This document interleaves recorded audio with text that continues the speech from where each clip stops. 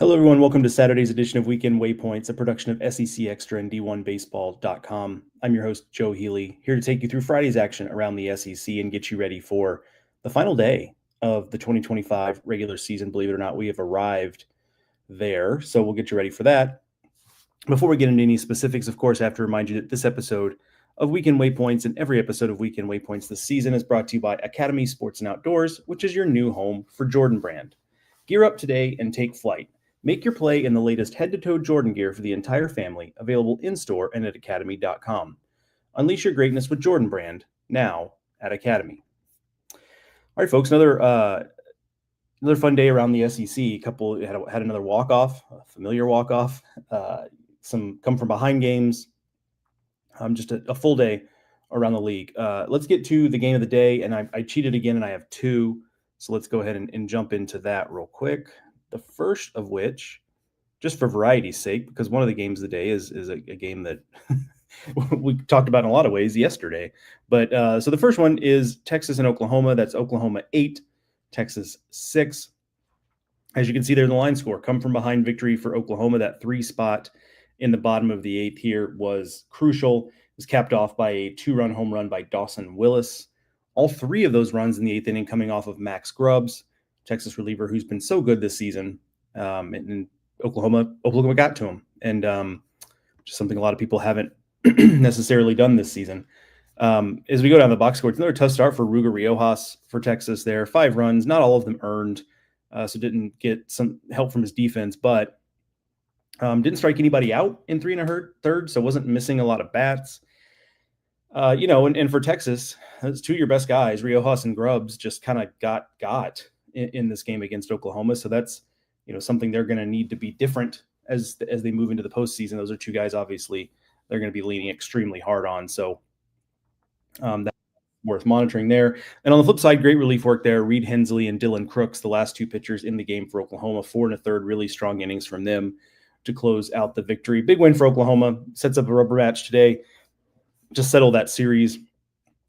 Texas kind of chasing the number 1 overall seed in the tournament. Oklahoma's safe from a tournament standpoint. So really just getting the win, to win the rivalry series is the biggest motivator there for Oklahoma at home. You want to finish the season on a high note. So there's that. But a fun game. Oklahoma, great comeback there. Kind of looked like, honestly, after the 5-run 5th inning for Texas, you kind of thought, okay, now they're going to be able to get their better bullpen arms in the game here before too much longer, and they'll salt the game away. And that was not the case at all. So kudos to Oklahoma on that comeback.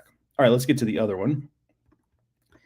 And that is Vanderbilt 9, Kentucky 8, a walk-off again.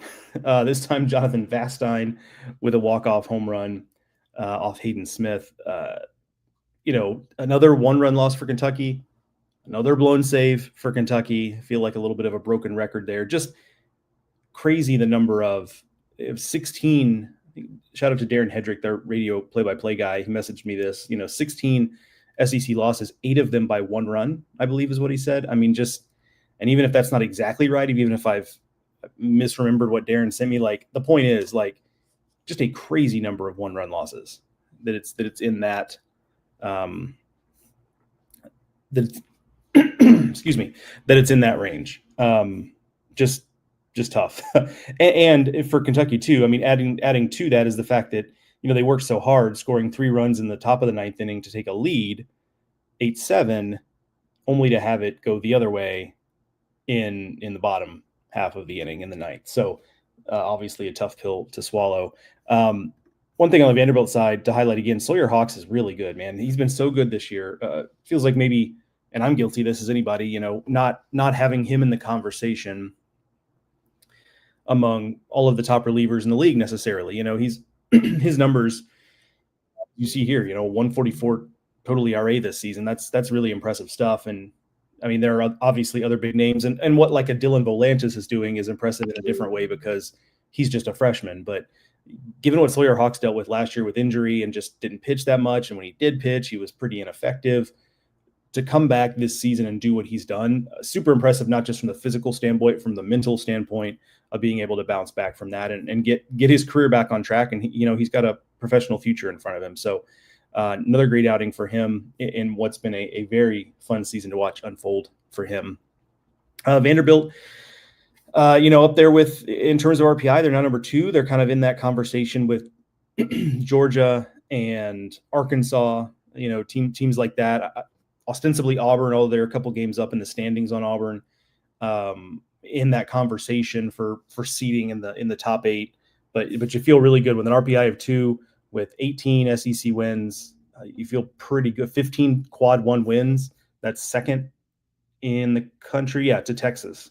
So that very well could be your 1 and 2 national seeds, Texas and Vanderbilt. Could be. It could also go a different way. And let's not forget that if one of these teams lifts the trophy in Hoover, it could be what puts them over the top. And Vanderbilt, speaking of which, tends to play pretty well in that tournament. They take the SEC tournament seriously in a way that not every program does, and I get why some wouldn't. Right? That's not a criticism. It's just the reality of the situation. So, so just great stuff from Vanderbilt this weekend. 2 incredible comebacks, 2 tough losses for Kentucky on the flip side, and if you're Kentucky, as of right now, I feel pretty good about your case. RPI 35, the 13 SEC wins. I think Kentucky will do pretty well with the regional advisory committees. And for those who don't know, that's a group of folks that basically, as the committee is gathering information on a team that's in the discussion, they will call on the regional advisory committees to give them feedback on it. So they'll call and say, hey, what do you got on Kentucky? And then compare that to, this team or that team that we might have in the field, one that we might have out of the field, just to kind of get the local or regional opinion on what a team is. Kind of the eyeball test a lot of times is like, okay, we see the data, but let's talk to somebody who really understands this team from an eyeball test perspective. And I think Kentucky will stack up pretty favorably with those groups because those regional advisory committee members are going to understand some of the context of Kentucky's season and all the close losses and what have you. So, but still, if you're Kentucky, you'd like to get a win today or one in Hoover or ideally both. But if you made me choose today, I feel pretty good about them. But if you don't win today and then you don't make noise in Hoover, it's going to be a long week of waiting. And that's just kind of where we're at on that. So you will definitely, if you're a Kentucky fan and they end up on 13 wins and don't make a run in Hoover, you are going to want to be rooting for favorites in conferences like the Sun Belt, right? You want Coastal or Southern Miss to win that tournament. You don't want somebody from out of left field. You don't want Georgia Southern to win it because that's a stolen bid, and the same is true in the American. You want UTSA to win it. You don't want East Carolina to win it, which, is not a regional team this year. So you'll want as few stolen bids as possible when you're a bubble team. And Kentucky very well could be that if they don't at least get another win here this weekend or in Hoover. All right, let's get to some comments. I see we have a bunch there waiting. I'm going to take a sip of my coffee here for a second. I know I've said this before, but there's really nothing like hotel coffee to start off your day with disappointment. It's actually not, it's not terrible, but it just could be better. Kobe Walker asked, and excuse me for throat clearing, do you think Mississippi State's in the postseason? Yes, that's an easy yes. They've taken care of business this weekend against Missouri, 33 in RPI, 14 SEC wins.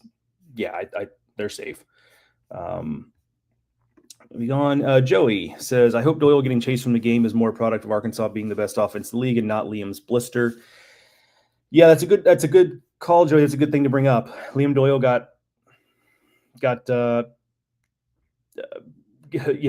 run off basically in a way that he really hasn't this season. And yeah, it could be either, Joey. We'll have to see.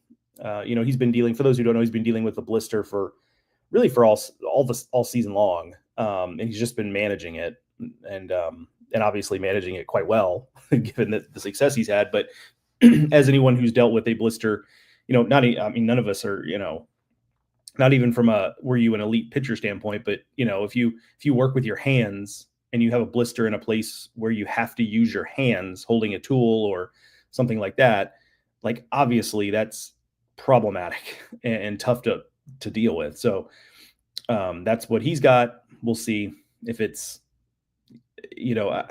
and I'll also be interested to see, frankly, what they do with him in the SEC tournament, right? because this is an opportunity where, if you don't use him, it's an opportunity to get him a lot of rest and perhaps get a little more healing with the blister than you've had for in a while, right? Where he's at max been given 6 days a week of rest with the blister. This is an opportunity where you could get him a couple weeks of resting that and maybe getting a little more healing going on. But at the same time, Tennessee might feel like, if they don't win today's game, Tennessee might feel like, hey, we've got a chance to go out there and earn a host spot. So I could also understand if they don't, if they want to keep his arm fresh and they want to, chase that in Hoover, I'd understand using him that way as well. Good work, man. I see your comment there. You too, vis-a-vis. Nick asked, do you think Vandy has locked up a top 8 seed at this point? What is the highest seed they could get with a win today and a win or two in Hoover? Yeah, I think they have locked up a top 8. The RPI is just, with an RPI of 2, and we talked about how J.R. Teagues, the selection committee chairman, has said publicly that he's not, he's very, how do I put it? He respects the RPI as a tool, but it's not going to be the be all end all. So I don't want to over index on that, but it's just hard to deny when you've got a 2 RPI and you've got 18 SEC wins. A win today would be 19. We talked about the quad 1 wins, second in the country in that metric, just one behind Texas. Barring winning the SEC, I mean, if they win the SEC tournament, like I don't think there's any reason, and say Texas goes 0-1 in Hoover and then Texas loses today to Oklahoma, like now I'm concocting a pretty fanciful scenario based on that, but maybe Vanderbilt could get all the way up to the number 1 seed. I mean, they're only a handful of SEC wins behind Texas, and an SEC tournament title would be something that Texas doesn't have if Vanderbilt wins it. But more likely, we're looking at 2-4 probably for Vanderbilt is probably where I'd slot them. That's just kind of my hunch. Ace Man says Justin Lampkin is nuts. That is all. Yeah. Spoiler alert for Pitcher of the Day. Incredible game. Nicholas Doherty. Good morning, Nicholas. He says Kentucky's top 3 in the lineup: Bell, Lawrence, Hage, maybe the most underrated trio in the league. Yeah, it's definitely up there. Like, for those who haven't really kept up with it, Tyler Bell, the freshman who second round draft choice of the Rays, decided to go to Kentucky rather than sign, is a superstar, like right out of the gate. There were no questions about his defense, and that's been what we expected. But there were some questions about, is he going to be ready to hit in the SEC right away? And he's answered that in the affirmative. Went 4 for 5 yesterday. So yeah, there's been no concerns there. And Hage, in particular, has just, he's been the most consistent piece in that lineup from day 1 to day 56, I guess, if this is, with this being the last game of the regular season. Yeah, and then Lawrence is kind of a nice piece there because he can do a lot of different things with the bat, handles the bat well. Yeah, so I'm with you, Nicholas. Like, yeah, they are underrated. I think part of it is just, Kentucky's been kind of that middle, bottom to middle tier SEC team as opposed to middle top tier, or last year where they were literally top tier, them in Tennessee. So I think that's part of it. But I think Tyler Bell is going to go into next year being a type of guy that's going to be on lists for SEC Player of the Year going into his sophomore season. Because if we expect another jump, obviously, as good as he already is, that means he's going to be one of the better players in the country, frankly, if another jump comes. But we'll have to see. Carl Dunn. Good morning, Carl. He says, nice bounce back game last night versus South Carolina. Anderson was his great self. Agreed. Great outing for Cade Anderson. Now it's time to finish strong today. Yeah, I mean, especially with the loss in day 1, like LSU just needs to not mess around. RPI for LSU down to 9. I still feel pretty strongly about LSU as a top 8 as it stands today. But it is somewhat borderline, when you consider that they might be behind, Texas, certainly, Vanderbilt, Arkansas, and then, but a lot of it is not even the SEC teams. A lot of it's going to be, how does the committee evaluate Oregon State, which has an RPI that suggests it should be in the top 8 discussion, but the other metrics don't really stack up with the other teams we're talking about. How do they weigh the SEC, or I'm sorry, the ACC? North Carolina is kind of in that mix RPI wise. Florida State's fallen off a little bit. Their RPI has dropped out, but do they pull up an ACC team, whether it's Clemson or Florida State makes a run in their conference tournament? Still some variables out there that I think could play a factor there. Judge Smale says, another mention on the national broadcast with words of wisdom. You'll have to clue me in there, Judge Smales. I didn't. I must have. I missed what you're talking about there. So feel free to comment again and and lead me to what you're saying there. Josh Woolley says, great comeback by the Razorbacks. Glad Iredale seems to be okay after a very impressive but very dangerous play. Yeah, certainly this is not the time of not the time of year when you want to have concerns on the injury front, or new injuries. I mean, you never want injuries at all, but this time of year, no new injuries is kind of the adage here. But yeah, really good comeback for Arkansas, just to split that. Got a chance to win the series today, and kind of that, the game 2 days ago is kind of long forgotten, right? And Arkansas is right on schedule. I'm interested to see they started Aiden Jimenez. Just another little talking point with Arkansas. It was a TBA, and most TBAs this season have been Beidelshees. It was Jimenez today, and it just didn't. Yesterday, I should say, and it just didn't go great. It wasn't just they scored runs on him, but it's like, no strikeouts, and just didn't. The stuff just didn't pop, right? And that could be a one-off, right? I mean, Tennessee's a good team, but it'll be interesting to see how they use him moving forward. I get the hunch that maybe a little bit like Gabe Gackle, maybe he's just a better fit in the bullpen, even if he throws starters innings out of the bullpen, there might just be something about the bullpen that's a better fit for him. All right. Jason Armstrong says, for weeks I've had 19 as LSU's magic number for a top 8 seed. Looking at the other teams in the mix, I think LSU is still safe with a loss today. Not many other options. Thoughts? They might be, but it would make me nervous, though, Jason, to be honest with you, just because there are still a lot of teams out there that can help themselves. Now LSU can too, right? But I just think about I rattled off some of them. Like, it starts to get crowded if an ACC team gets pulled up, a Clemson or an FSU, or what if Coastal Carolina wins? I mean, Coastal Carolina's had a great season. They're 25-4 in the Sun Belt, 43-11 overall, RPI of 10. Now they don't match up in Quad 1, but what if they go win the Sun Belt tournament? And get wins over Southern Miss and Troy along the way. And so there's that. Or what if they pull up Oregon? Oregon's sitting at 16 in the RPI, but they were a team that even when their RPI was like 25, there was some thought that that there might, they'll get pulled into host. So now that they're 16, do they get pulled in to be a top 8? Their metrics actually compare quite well, just when you consider that it's not just the RPI, it's they're 9-1 against Quad 1. So not as many opportunities, but they're taking advantage of them. I mean, they've won 90% of them. And that's a percentage that no other team in this range of what we're talking about, or in the country period, because obviously you get further down, you've got teams that have losing records against Quad 1. So percentage-wise, that's the best in the country, I have to assume. So they are going to match up well if they continue to win. So with the 19 win, it feels like they'd be hard to deny, but I think it could get complicated, especially if, look, it's one thing to say it and it's another thing to show it, that you're not hewing directly to the RPI. And if LSU ends up with an RPI at 9 or 10, history suggests that the top 8 has been pretty close to just the top 8 in RPI. And I'm optimistic that this committee will think about it a little bit differently, but also we have so much history of seeing how closely committees have stuck to the RPI that I don't think we would have a right to be shocked if that's the way it ends up going, because ultimately J.R. Teagues is just one. He's the committee chair, yes, and he can drive conversation about other things to look at, but ultimately he's just one man in the room. But Ace Men says, I think LSU definitely locked up a top 8. And that's a valid opinion too. I think that's fair. You could make a very good case. Good morning, Canes Cats Heat. I see your message there.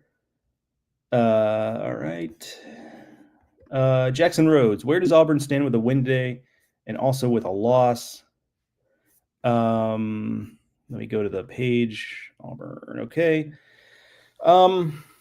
I mean, they're certainly you don't have to worry about hosting. They're there. The RPI is good enough. So we're talking about top 8 versus not. With a win, I think you're on the board for top 8.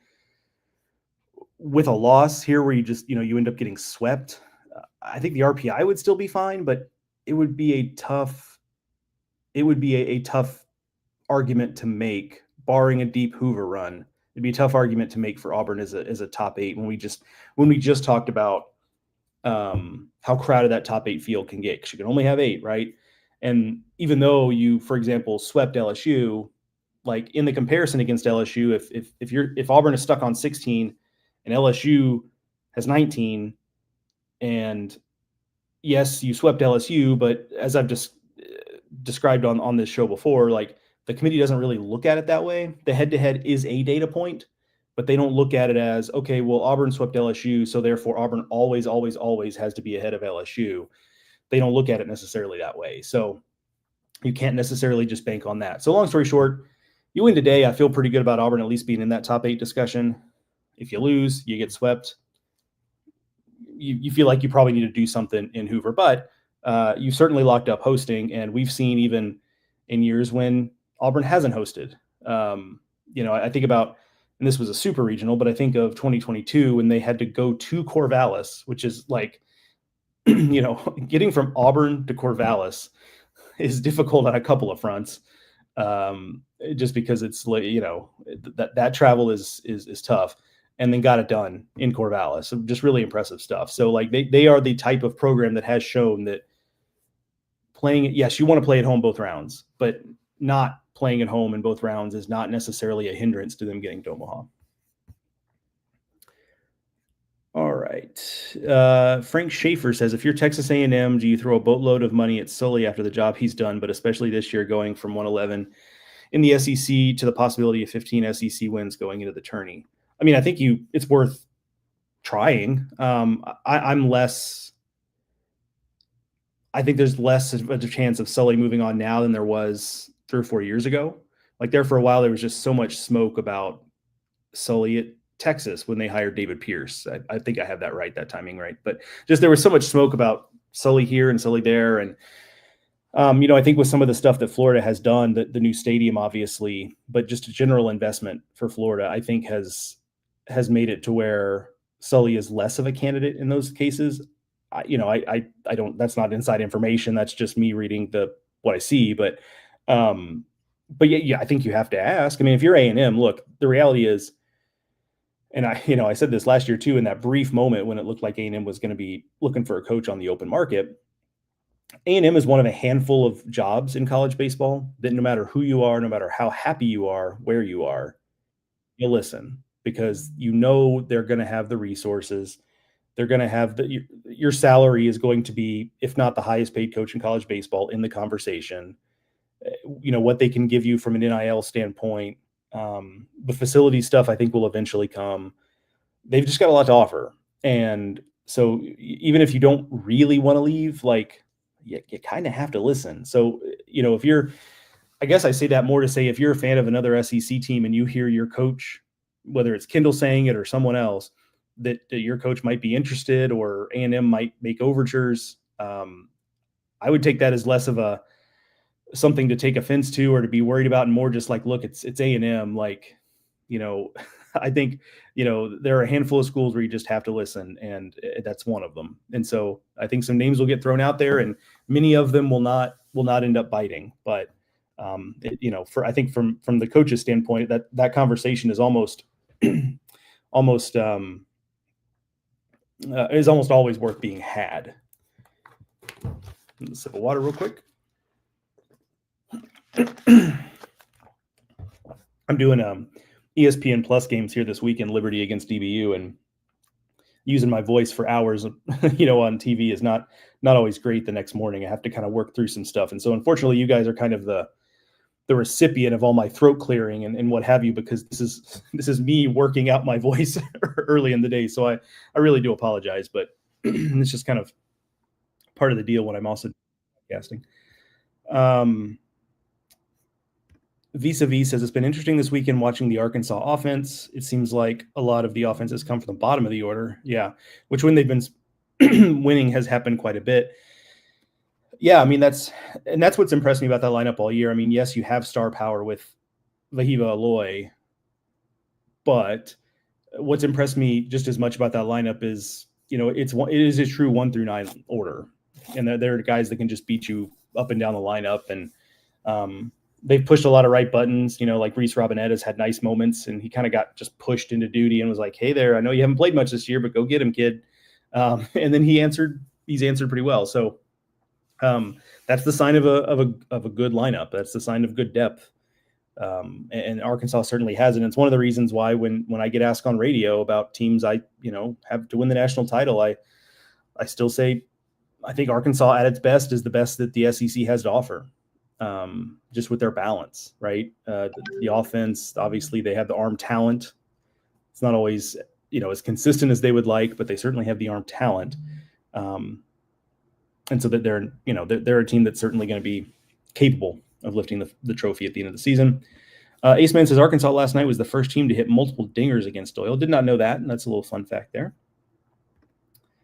Non-SEC, but I'll allow it because it's Southern Miss. Does Southern Miss have to win today and win the tournament to get a host?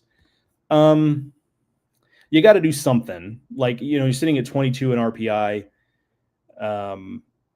and perhaps behind a team like a Dallas Baptist in the pecking order, and not that the committee's just like, all right, we can only have one non-power conference team. Is it DBU or is it Southern Miss? Like, that's not really how it works, but it is one thing to kind of overcome. Now, I will say if Southern Miss wins today and wins the tournament, obviously I can't guarantee a lock, but that would be a pretty compelling resume, and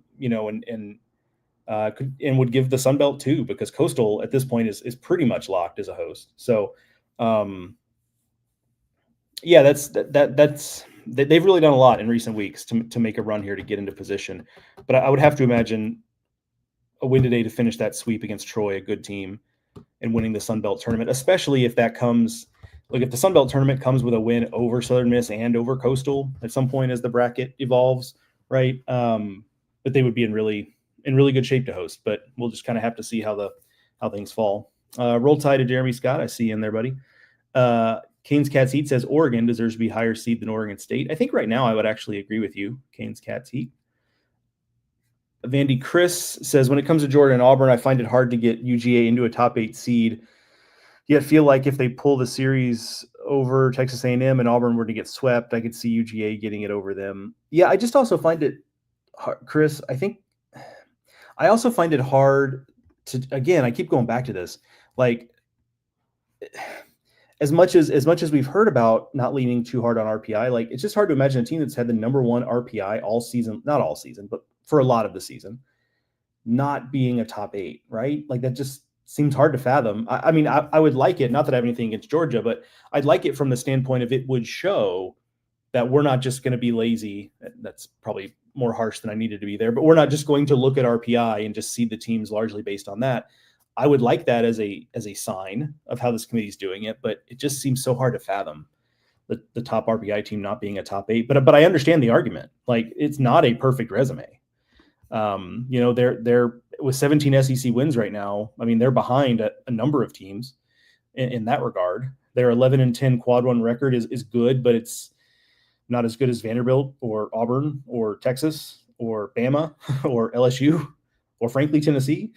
So they don't have that going. They don't have that going for them. So yeah, I just don't know what to do. Like, this is such a weird year when it comes to that. When you have teams like Georgia and Vanderbilt and Auburn 1, 2, and 3, and teams like Texas and Arkansas and even LSU behind them, and it feels like those should be maybe even flipped. But that's the RPI for you. Jim Dillingham says Boomer Sooner. Both aces in the OU Texas series either got a no decision or lost, I believe. Yeah, that is also college baseball for you. Yeah, that kind of happens. That's the way that goes sometimes. Nobody is in college baseball. Nobody is, even Kyson Witherspoon, who, I think I would take, especially in light of Liam Doyle's blister issues. If you gave me one game, I need to win a game today, I'm probably going Kyson. Like, he's just been so consistent, that even the starts that have felt like not his best day, like, are still pretty doggone good. So I think that's the direction I would go. Just his consistency has been so impressive. All right. Jim also asked, Oklahoma won the series against Vandy I assume that's in Norman, and has a chance to do the same today against Texas. Will that be enough to host? Let's see. That's tough, Jim, just because they're back in the mid-20s in RPI. I mean, that'd be 15-15. Now, if you win today, you're even 500 in SEC, and then you go and make it to the SEC tournament title game, something like that. I think you'd be in the conversation, but Oklahoma's got work to do. Let's just put it that way. Work to do, not just today, but next week. All right, scrolling.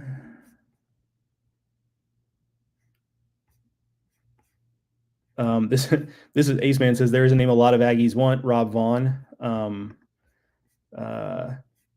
Said he's an Aggie legacy. Yeah, certainly if A&M comes open, Rob Vaughn will be a name that gets mentioned early in that conversation. Vandy Chris says, at what point does Josh Elander get one of these big jobs? When you talk to Tennessee players, they all say that he plays a bigger role in them going to Knoxville than Vitello does. Yeah, I mean, and that's part of the nature. I know you're not saying this, Chris. Let me be clear. Like, I know you're not saying that, that's a negative on Vitello, but that's pretty common. Pretty common dynamic. I think that whoever the coach was that was involved in that player's recruiting tends to kind of get looked at as, or tends to get seen as the reason that player went there, because he just has a closer relationship, right? Like Tony's got, these coaches are basically CEOs of high functioning organizations.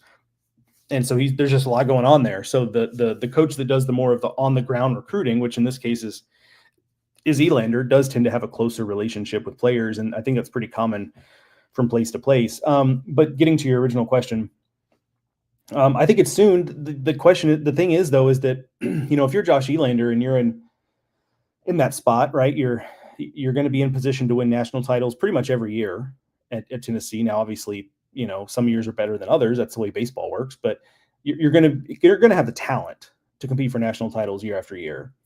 You're well compensated. You're clearly comfortable where you're at. How many head coaching jobs are there out there really that are slam dunks that, hey, if you're Josh Elander, you got to go take that job? And whatever number that is not many, right? And so it's like if those jobs come open, there's a window there. But if he's just waiting on like fewer than 5 potential jobs to move on,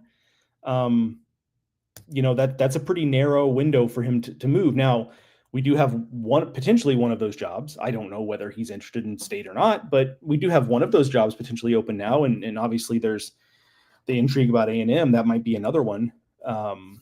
So maybe this offseason is when he gets when he takes a hard look at some things. But it's just one of those deals where unless the job offer is really, really good, it might be hard to get him out of Knoxville.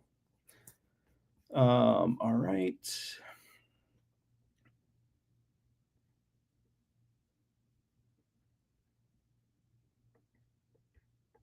Sorry, I'm just scrolling to try to keep up here. Vandy Chris brings up an interesting point. If we were talking host, Northeastern with an RPI 26, 23 straight wins, and a 44-9 record should be a host. Yeah, it's crazy that Northeastern, I assume they have one more game today. I have to admit I'm not totally up on the CAA scoreboard, but if they win today and then win their conference tournament, like they could have 50 wins before getting to regionals. They've had a heck of a year. And look, whether or not they host, and I would say they're probably just on the wrong side of it. Quinn brings up a point that he says they probably wouldn't even put a bid in. And if they did, like they wouldn't be able to play it at their stadium. Their stadium can't host. So they'd have to find some other place to play, which is, that could be done. But regardless, Northeastern is a 2 seed. You absolutely do not want to see show up in your bracket. Like they are going to be no fun. Even if you beat them, it is not going to be a fun time. Todd Harris says, say it ain't so, Joe. Back-to-back nights, the Cats get walked off. I swear this team can't catch a break. They battle all the way back and still lose. Come on, baseball gods, give us something. Hey, I mean, look at it this way, Todd. Maybe that's just like, maybe the baseball gods are just waiting until Kentucky gets into the postseason. Like that's the optimistic view for the Wildcats faithful. But you're right. It has been a particularly difficult year to deal with all these one-run losses if you're a Cat backer. All right. Max says the conference records are insane. It's been a fun SEC year. Yeah, I absolutely agree. It's been a weird one, but that's kind of what makes it fun. Sven says, I want a regional with Ole Miss and USM. That would be fun. That would be fun. They played in a super, right? Do I have that right?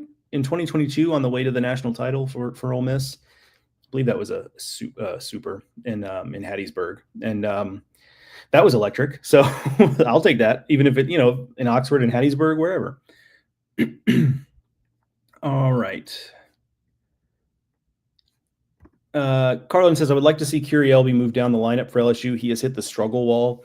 Yeah, and we're whatever we are, 50 some odd games into the season. This is kind of where it tends to happen. Now, the good news here for freshmen who are hitting the wall is that the schedule, like, yes, the games are getting more intense because you're getting into the postseason, but you're not doing midweek games anymore, and you're not in school anymore, and the travel actually kind of gets easier, especially if you're LSU, because you're not going on the road probably.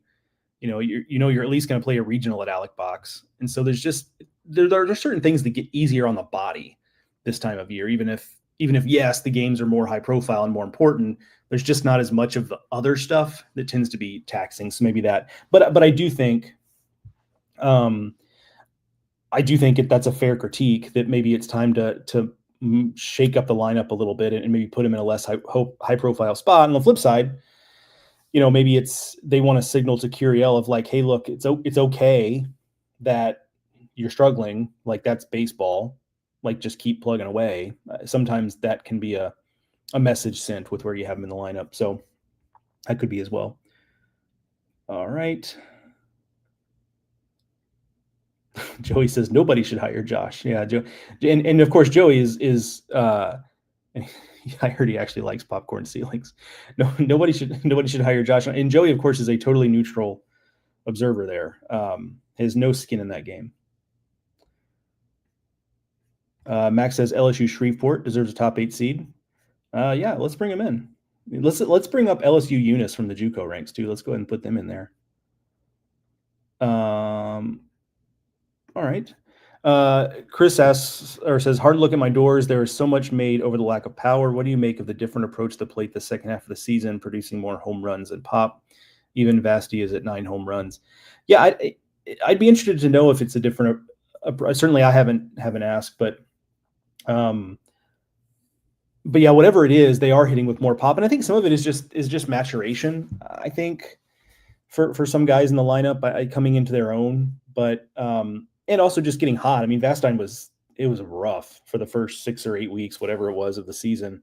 But he has come alive. And so I'm to the point now where, look, I still don't think it's a elite lineup, but in 2025, when here's Joe harping on it again, the home runs are down. Theirs is a lineup that can compete better with the elite lineups in the SEC and nationally than they have in the last 2 years, where it's just been such a home run happy environment the last 2 years that Vanderbilt was trying to manufacture runs or string together hits to score runs, and then the other team was hitting 3-run homers. That was just never going to work. So in this offensive environment where they've got more power, and suddenly everyone else has less, like they're kind of meeting in the middle there, and I think that's been a big part of it as well.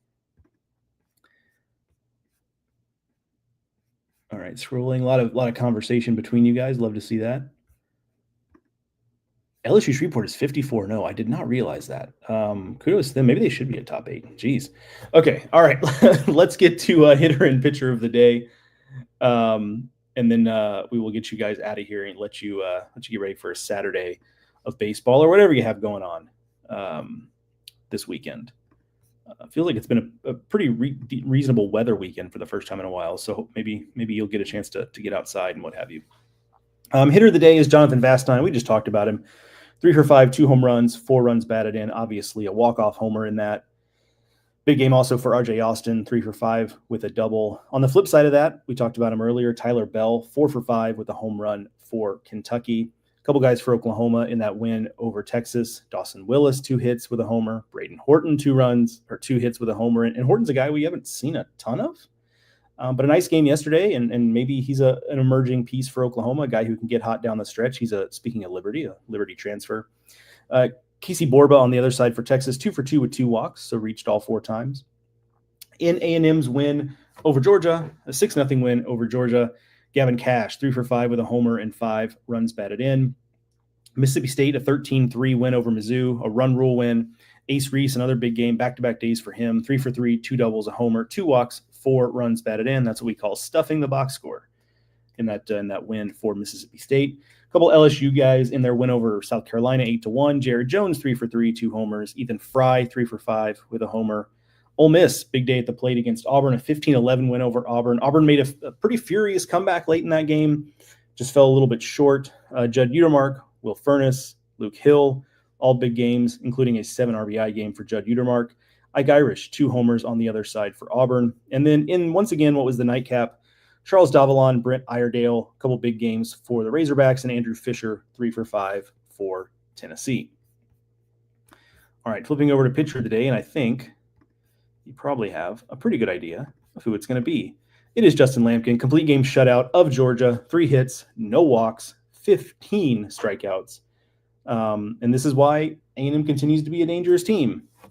For all the struggles and all they've dealt with, like, they still have the dudes to do stuff like that. Incredible performance there. And, if they win today, 12 SEC wins, and you're going to have series wins that no other bubble team is going to be able to say they have. But they also have RPI problems. It's a complicated resume for A&M. It's been a complicated season for A&M. Other candidates today, though, were Sawyer Hawks. We talked about him, 3 strong relief innings. Reed Hensley and Dylan Crooks as a team there, the final 4 1/3 for Oklahoma. Riley Quick, a strong start for Alabama in their 9-6 win over Florida. By the way, in that game, Pierce Capola started for Florida and looked really good early. Ended up giving up a couple of runs, but he got 11 outs, and 10 of them were via strikeouts. So Pierce Capola looks like perhaps he's rounding into form and could make Florida, a team that needs it, just given the injuries they've dealt with, could give Florida a little more depth as we head into the postseason. Ben Davis in relief for Mississippi State, 3 1/3 strong innings. Cade Anderson, as mentioned earlier, for LSU, 6 2/3, giving up 1 run. And then Cole Gibler for Arkansas did a really nice job settling what was kind of a crazy game early, a lot of runs early. He came in for Arkansas and settled it down with 3 1/3 strong innings there. But the pitcher of the day, of course, Justin Lampkin. All right. A couple comments here. Let's see. Yeah, Corpus Christi kid, Justin Lampkin. Yeah, shout out to Corpus Christi. A beautiful part of the state. Spent many a summer down in Corpus Christi. Just making sure I didn't miss anything here. All right.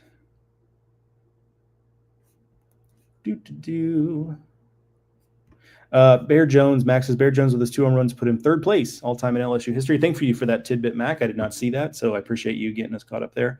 Yeah, and look, hey, man, like, if they can get him really hot going into the postseason, suddenly their lineup, LSU's lineup, is a different deal. Like, obviously he's dangerous regardless, but it just has kind of been like, the average has been down, and he's been striking out a decent bit again. But if they can get him really, really hot, it makes him that much more dangerous.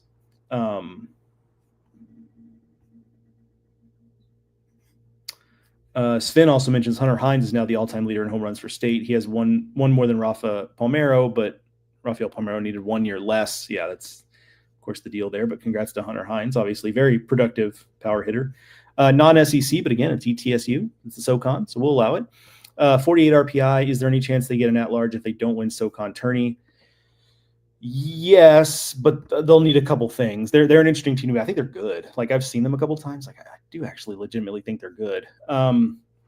They would probably need, to get like to the final of it, right? They would probably also need, it to be true that RPI is not going to be the be all end all. So teams like, who else is going to be in this range? UTRGV, Cal Poly, Western Kentucky, that are ahead of them in RPI and probably will remain ahead of them in RPI. They're going to need the committee to see something in them that offsets being behind in RPI. But a great season for that program, and I'd love to see it.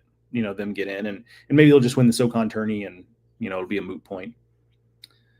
Good point here by Chris talking about Jonathan Vastine coming on an injured home runs coming on an injured ankle that Corbin considering taking him out of the game.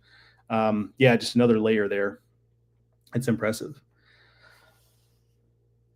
Sven also says MSU catcher Joe Powell left the game yesterday injured in the top of the ninth. His status is questionable, but they said it's nothing that would cost him the postseason. Obviously, good news, especially for a catcher, because those are, you can put just about anybody at first base, and that's no disrespect to first baseman, because being a good first baseman is difficult. But you can put most anybody over there, and it's like you can get away with it. But catcher is a different deal. You need your catchers healthy. And then Kane's Cat's Heat says, Joe is wondering, how did this debate begin in the chat? I'll be honest with you, I gave up keeping up with it. But I do appreciate that you guys kept a lively debate going in the chat. Love to see that, and you guys talking amongst yourselves. All right, game of the day today, Bama at Florida. I think it's a really good pitching matchup. And Sven, you're right. You do have Ross Highfield, but you want to have both, right? You don't want to go into the postseason with just like the one guy that you're just gonna have to run out there every single day. You want to have that depth. On the mound for Bama, Zane Adams. On the mound for Florida, Aiden King. I think that's kind of a fun pitching matchup there. Bama is also kind of eyeing a host spot. Winning the series seems like a prerequisite for that if Bama wants to be serious about that. Ace Man, I see your comment there too. This is a good point. Caden Sorrell has been out for A&M, and you wonder if that's something the committee takes into account of either in their favor or maybe against them. Like if it's, hey, it looks like Sorrell's not going to be available, maybe they say, well, A&M without Sorrell is not a regional team. I don't know that they would make that conclusion, but it is a variable, right? All right, let's get out of here. 46 minutes into this thing, almost 47. But like I've said the last 2 days, it's coming up in the postseason, so it deserves this kind of conversation this time of year. All right, folks, be back tomorrow. Obviously, no look ahead tomorrow. But we will recap the entire weekend on tomorrow's show, and then get you ready for the SEC tournament with that recap. One more thing, Mark and I will have, you've probably heard me say it a bunch, but just in case we have some new folks jumping in here, my colleague Mark Etheridge and I will have a special episode of Highway to Hoover Monday evening previewing the SEC tournament. Time kind of TBD, just based on my flight to Birmingham and what time I can get settled in at the hotel that night, but it will be in the evening. And as we get closer to that time, I will communicate what time to expect us to go live. But even if you miss it live, it will be available in podcast form after the fact. So, all right, folks, enjoy the baseball today. I'll talk to you tomorrow morning.